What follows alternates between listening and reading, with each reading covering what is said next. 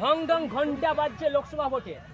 আর এই মুহূর্তে আমরা ঘাটাল পাঁশকুড়া বাসস্ট্যান্ড থেকে যে চিত্র তুলে ধরেছিলাম, কেন্দ্রীয় বাজেটের প্রতিলিপি পুড়িয়ে বিক্ষোভ জারি করেছেন ঘাটাল মাস্টার প্ল্যান রূপায়ণ সংগ্রাম কমিটি। 2015 সালে কেন্দ্রীয় সরকারের জলসম্পদ মন্ত্রক ঘাটাল মাস্টার প্ল্যানে ছাড়পত্র দিয়েছিল। তারপর এক এক করে এবারে নবম বাজেট পেশ করা হলো 1 ফেব্রুয়ারি। কেন্দ্রীয় অর্থমন্ত্রী নির্মলা সীতারমণ সেই বাজেট পেশ করলেন।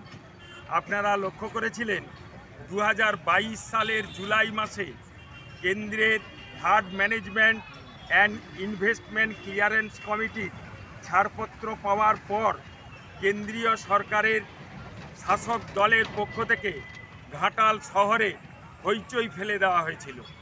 সেই হইচইয়ে অংশগ্রহণ করতে এসেছিলেন কেন্দ্রের অর্থ দপ্তরের প্রতিমন্ত্রী পঙ্কজ চৌধুরীও পর্যন্ত। তারা এসে বলে গিয়েছিলেন ঘাটাল মাস্টার প্ল্যানের কাজ শুরু, আর কয়েকটা দিনের অপেক্ষা মাত্র। মাস্টার প্ল্যানে অর্থ মঞ্জুর হয়ে গেছে, কাজ শুরু হলো বলে। আমরা লক্ষ্য করেছিলাম তার কয়েকদিন পরেই রাজ্য সরকারের শাসক দলের নেতারাও ঘাটালে এক সমাবেশ করে বললেন তারা 500 কোটি টাকা খরচ করেছে ঘাটাল মাস্টার প্ল্যান এলাকার পলসপাই, দুর্বাচটি, খিরাইবাক্সি, চন্দ্রেশ্বর প্রভৃতি খাল খনন করবার জন্য। তা জনসাধারণ স্বাভাবিকভাবেই ভেবেছিল বোধহয় 2023 সাল থেকে মাস্টার প্ল্যানের কাজ শুরু হয়ে যাচ্ছে।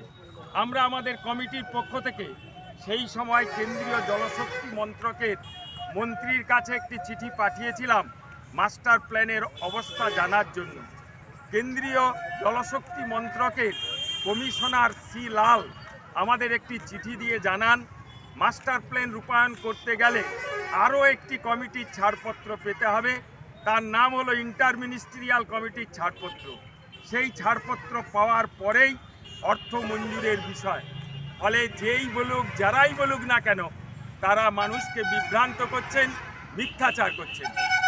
সত্যি সত্যিই লক্ষ্য করা গেল 2022-এর পর 2023 চলে গেল, 2024 শুরু হয়েছে, এখনো পর্যন্ত মাস্টার প্ল্যানের জন্য কোনো অর্থ বরাদ্দ হয়নি। আমরা গত 18ই জানুয়ারি আমরা আমাদের কমিটির পক্ষ থেকে ভারতের প্রধানমন্ত্রী নরেন্দ্র মোদী, কেন্দ্রীয় জলশক্তি মন্ত্রকের মন্ত্রী গজেন্দ্র সিং শেখাওয়াত, পশ্চিমবঙ্গের মাননীয় মুখ্যমন্ত্রীকে চিঠি দিয়েছিলাম।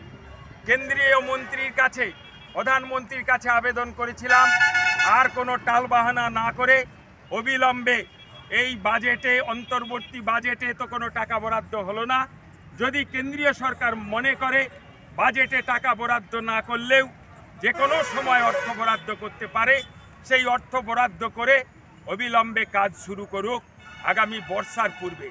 এবং রাজ্যের মাননীয় মুখ্যমন্ত্রীকে আমরা চিঠি দিয়ে ওই গত 17ই জানুয়ারি আমরা আবেদন করেছিলাম কেন্দ্রীয় সরকার যেহেতু বাজেটে টাকা ধরল না, তাই চলুন একসঙ্গে আমাদের কমিটির প্রতিনিধি সহ বিধানসভার সর্বদলীয় একটি টিম দিল্লি দরবার করুক, যাতে আগামী বর্ষার পূর্বেই কেন্দ্রীয় সরকার অর্থ বরাদ্দ করতে বাধ্য হয়।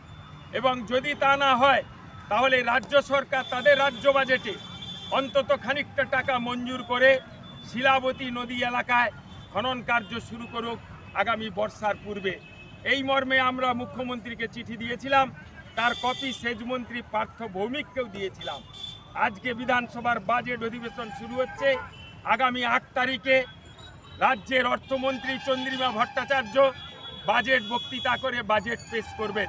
আমরা জানি না সেই বাজেটে রাজ্য সরকার অর্থ মঞ্জুর করবেন কিনা।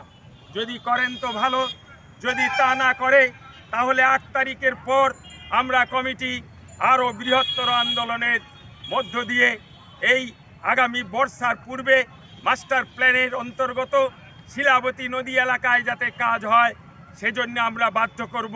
প্রয়োজনে রাস্তা অবরোধ, প্রয়োজনে অফিস অবরোধ, এই ধরনের কর্মসূচি নিতে আমরা বাধ্য হব।